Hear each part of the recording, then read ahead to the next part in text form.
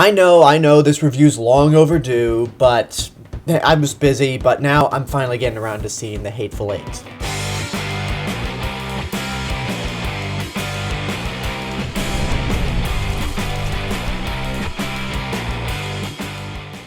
The Hateful Eight is from writer and director Quentin Tarantino, and this is his incorrectly labeled eighth film. And I know that technically Kill Bill is one story and was intended to be one movie, and that's fine. But if we're going to be technical, it was two movies. So this right here is technically Tarantino's ninth film. The movie follows two bounty hunters, one of them played by Samuel L. Jackson, the other played by Kurt Russell, who is taking a bounty of his, played by Jason Leigh, to hang. The stagecoach gets caught in a blizzard, and they're forced to stay at this cabin with several other people. And I won't say much after that, but let's just say tensions get high and they really don't like each other. Some of them might have respect for some others, but nobody's liking each other. So Quentin Tarantino is a filmmaker that I'm probably not in love with as much as many other people are, but I do have mad respect for because I love his dedication to the art of film. I love how he's able to bring in all of this knowledge of film, and he does make some entertaining movies now and then. Pulp Fiction is one of my absolute favorite movies of all time. I wasn't too fond of Inglourious Basterds, but I've only seen it once, and I think I need to give it another shot. I despise Django Unchained. I'm one of those few people out there that says Django Unchained is a piece of shit. So that's just me personally. So I was not too enthusiastic about Hateful Eight as much as many other people were, but I figured, you know what? It's Tarantino, I want to give him another chance. And this is better than Django Unchained. It's got a lot of the familiar Tarantino-isms that I love from Pulp Fiction. It's got the great dialogue because Tarantino is an expert at writing intriguing dialogue. I always go by the rule of show, don't tell. I've talked about this when talking about the Star Wars films, comparing the originals and The Force Awakens to the prequels, where it's like, it's better you show something and let the audience interpret it than explain something. Tarantino's the only guy who can get away with explaining things in a movie and making it work, because you're just like soaking in every little bit of dialogue. Like with Pulp Fiction, they're talking about Royale with cheese, and you're invested in that. That is a real compliment to Tarantino's ability as a writer. Some of the dialogue scenes may go for a little too long, and there are too many times where they are talking about stuff that has nothing to do with the plot, but it is still entertaining regardless, but could have been trimmed a little bit, because this thing is clocking in at 3 hours, and one of my complaints about the movie is that it did not need to be 3 hours long. With what's going on with this movie and the circumstances, it should not have been 3 hours long, but whatever. It's also got really great performances from your actors. You got, as I say, you got Samuel L. Jackson, Kurt Russell, Bruce Dern, Walton Goggins, Tim Roth, and I think the show stealer of the movie, even though she doesn't do much, is Jason Leigh, who is a horrible human being here. This is like a monster of a character right there, and she doesn't speak as much as the other characters do, but when she does, you are really hooked, and I think, if I'm going to put money on this, I think she should get Best Supporting Actress at the Oscar. The Golden Globes are tonight, so if she wins, then I think it's a lock she's going to win for the Oscars. I will admit that Walton Goggins and Tim Roth are a little too over the top, because Walton Goggins is like a stereotypical conservative, kind of racist cowboy, or trying to be sheriff of a town, and Tim Roth is a very stereotypical British gentleman who's only missing the monocle, but I guess in this situation it works. It's a nice way to differentiate everyone apart and add some variety. Now, getting back to the dialogue, one of my problems with Django Unchained was how it exploitively used the N-word.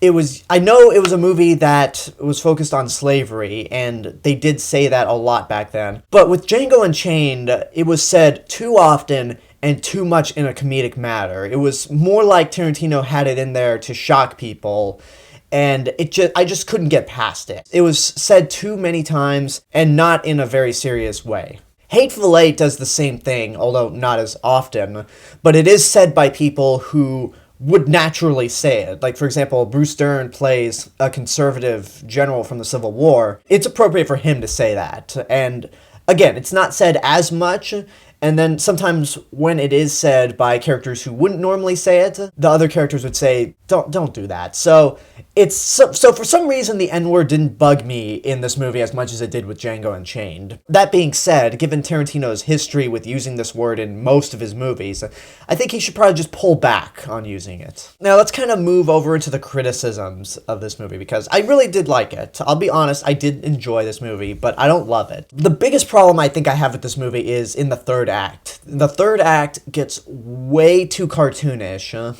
Like, there's a scene, I won't give the exact details, but there's a scene that reminds me of a Family Guy scene where they're continuously puking. It was just a little too cartoonish, and I'll just leave it at that. I think the violence is a little too over the top. Like, when you see someone's head explode, you're like, okay. And the reason it bugs me so much is because most of the movie is more grounded, and then when you get to the violence, it turns into a cartoon. It's over the top to the point of where it takes me out of the movie at times. I gotta say something that's been irritating me. So I saw this movie presented in 70mm, where it had the overture, the intermission. It was a neat experience. It was like going to the Egyptian Theater in Hollywood to see some older movies where they did have that stuff.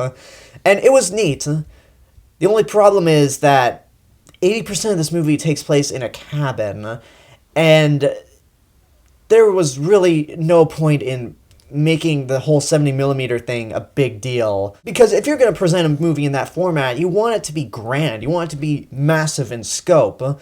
Something like a Lawrence of Arabia, or even a Sound of Music.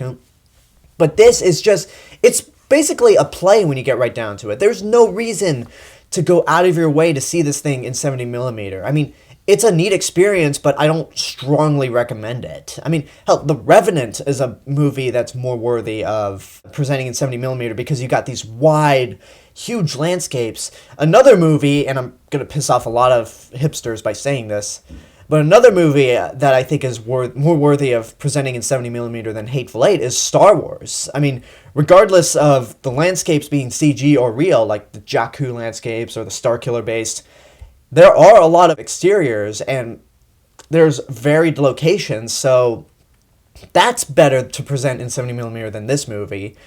I mean, again, I don't regret seeing this in 70mm because it was a neat experience, but it's something that, it was like really seeing Tarantino's ego steam off the screen, and good for him, but it was something that bothered me. And another thing is the overture, while the music that was presented with the overture was really good, I never like overtures in movies. I just think they're the most pointless thing ever made. Like, I have a DVD of the original King Kong, and it has an overture at the beginning.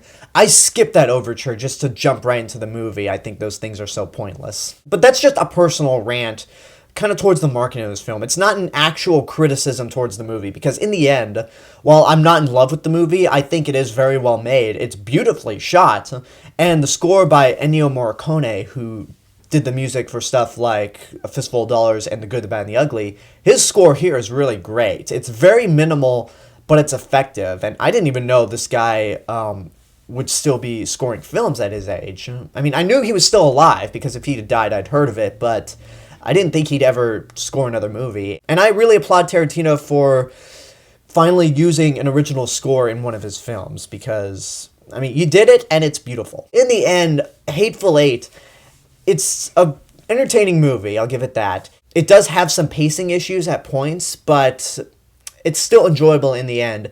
And I'd say it's a good movie, but I just don't think it's great. It's better than Django Unchained, but nowhere near as good as Pulp Fiction. That third act just kind of derails everything. And again, there was no need for this to be 3 hours long.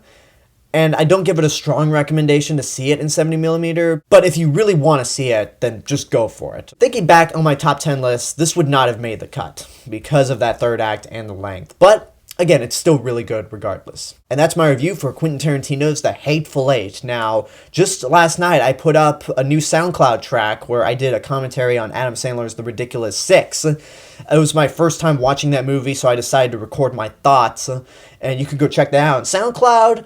And as always, leave a comment and tell me what you think of this movie. If you've seen it, what did you think? What are your thoughts on the whole 70mm Roadshow thing? Do you think it's pointless? Do you think it's great? Like, subscribe, share me with your friends. Don't forget to check out my official website, therealmrrobinson.com.